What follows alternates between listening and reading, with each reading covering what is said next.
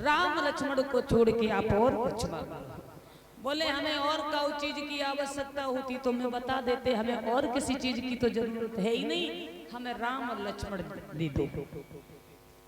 वहां वशिष्ठ भी उपस्थित हैं। वशिष्ठ जी ने समझाया है दशरथ काय को, अनजान बन रहे हो, ये राम तुम्हारे पुत्र बन करके जरूर आए हैं, लेकिन ये राम कोई साधारण नहीं है, ये अवतारी है, ये अवतीर्ण हुए हैं। इनका उद्देश्य है इस पृथ्वी पर आने का, भूतल का भार हटाने के लिए, दुष्टों का संहार करने के लिए राम का उद्देश्य है आने का, जाने दो।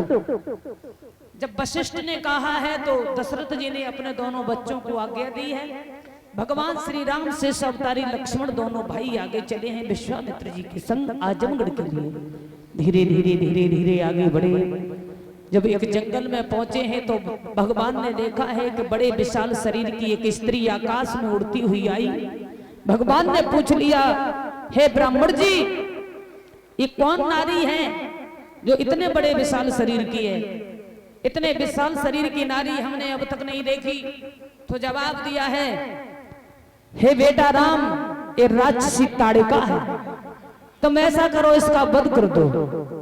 जब ये कहा है कि इसका वध कर दो तो राम ने दोनों हाथ जोड़े और कहने लगे, गुरुदेव क्षमा करना, नारियों पर हम कभी वार नहीं करते।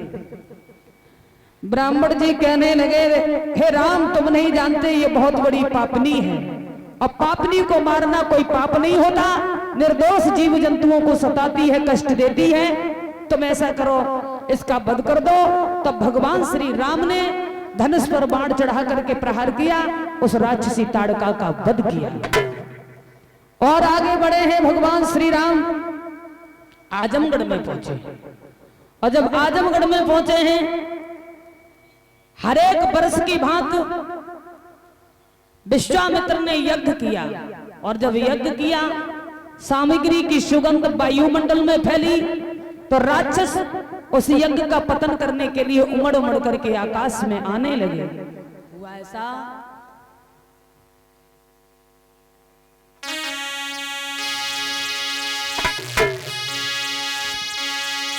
सुहा सुहा की धुन सुन के, सुहा सुहा की धुन सुन के राक्षस सभी उमड़ आए, राक्षस सभी उमड़ आए। उन्हें देख श्री रामचंद्र फिर दिलही दिल में हर्ष आए।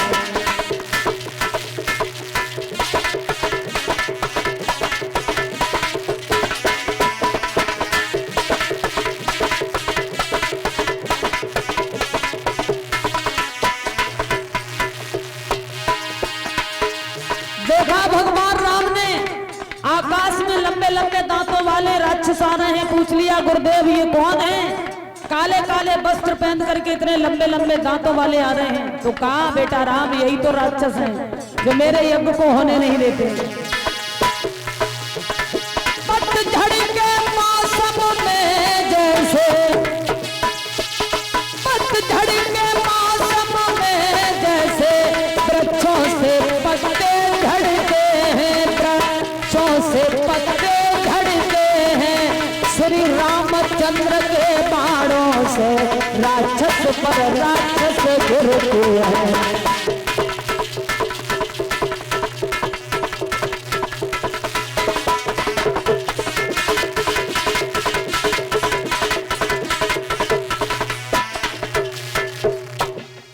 भगवान श्री राम ने जैसे ही राक्षसों पर बाण चढ़ाया तो राक्षसों की लाशें इकट्ठी होने लगी। इस तरीका से भगवान श्री राम से अवतारी लक्ष्मण जी ने यज्ञ संपूर्ण कराया। यज्ञ जब संपूर्ण हो जाता है, रावण का मामा मारीच भी आया है यज्ञ का पतन करने के लिए। एक बाण जिस समय भगवान ने मारीच को मारा तो वो 100 योजन की दूरी पर गिरा है। इस तरीका से भगवान श्री राम से अवतारी लक्ष्मण जी ने अपने गुरुदेव जी के यज्ञ को संपूर्ण करवाया है। इतना कुछ करने के बाद भगवान उसी आजमगढ़ में गुरु विश्वामित्र जी के पास में शिक्षा दीक्षा ग्रहण करने लगे, पढ़ने लगे। और पढ़ते पढ़ते कुछ समय व्यतीत हुआ। इधर तो भगवान श्री राम शेष अवतारी लक्ष्मण पढ़ रहे हैं। आइए अब इधर गौर करते हैं, जनकपुर में महाराज जनक के दरबार में भगवान भोले बाबा का बरसों पुराना धनुष रखा हुआ था। कभी किसी वीर बहादुर ने उस धनुष को तिलवर हिला नहीं पाया। वो जनक नंदिनी सीता जी ने उठा लिया और सीता जी ने जब उठाया तब सीता जी की उम्र थी 5 साल 5 महीना 7 दिन की उम्र में सीता जी ने उस धनुष को उठा लिया। आइए सभी लोग एक भगवान के कीर्तन को बोलेंगे, उसके बाद में देखते हैं सीता स्वयंवर की ओर।